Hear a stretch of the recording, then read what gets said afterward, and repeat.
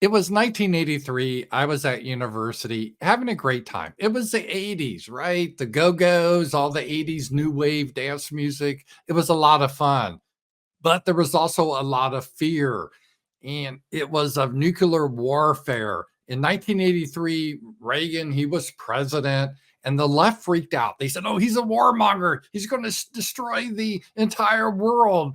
Because what Reagan did, he saw that the Soviets had built up in Europe, so he countered it with the Pershing missiles. And right on cue, the pro-Soviet people, they put together a made for TV documentary called A Day After.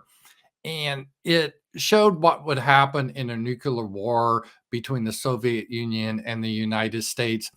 And oh, they had the therapist on TV talking about how to discuss this matter with your children, and all the stations, they did these programs how little kids were crying and they couldn't sleep, and the meanie Reagan, he was going to destroy the world.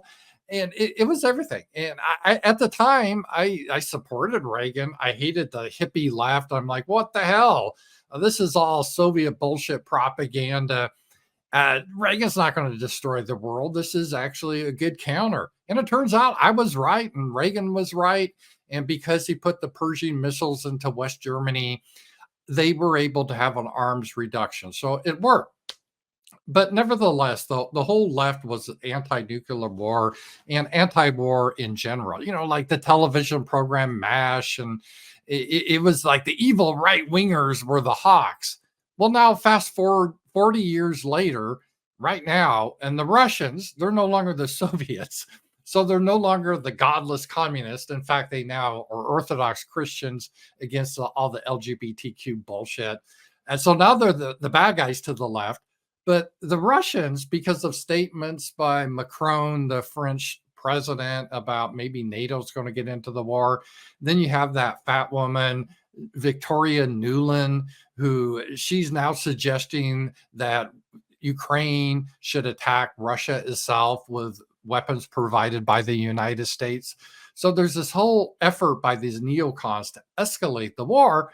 And the Russians are like, you really want to go there? You really want to go there? So they just announced, so Russia did, that they're doing tactical nuke practice exercises in battlefield type conditions. And this is huge because this hasn't happened in almost a generation because of the previous peace talks, arm reductions talks. This has not happened. So they're testing. Yeah. Now, tactical nukes, they're not as big as strategic nukes. They're not made to devastate a whole city. In fact, typically they're from 5 to 50 kilotons. And everyone's like, well, what the hell's that? Well, in comparison, the bomb we dropped on Hiroshima was 15. So tactical nukes are between 5 and 50. So they still pack a punch. Now they're not as big as a hydrogen bomb, and they're a little bit more limited in how much damage they do, but it still creates radiation.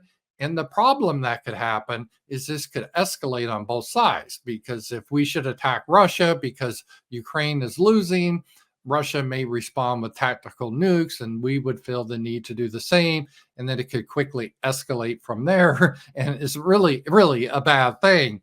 But what's amazing, the so-called left doesn't care anything about this. And this used to be one of their prime positions.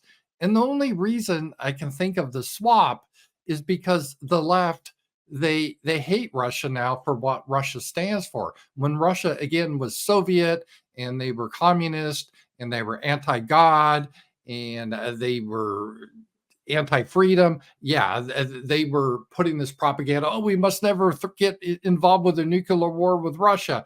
But now, because Russia is Orthodox Christian and they oppose a lot of this LGBTQ stuff, they're acting like, yeah, nuclear war is no big deal. It's amazing how people don't think this is a big deal. I mean, this could be the end of civilization, and people just are ignoring it. It's just crazy.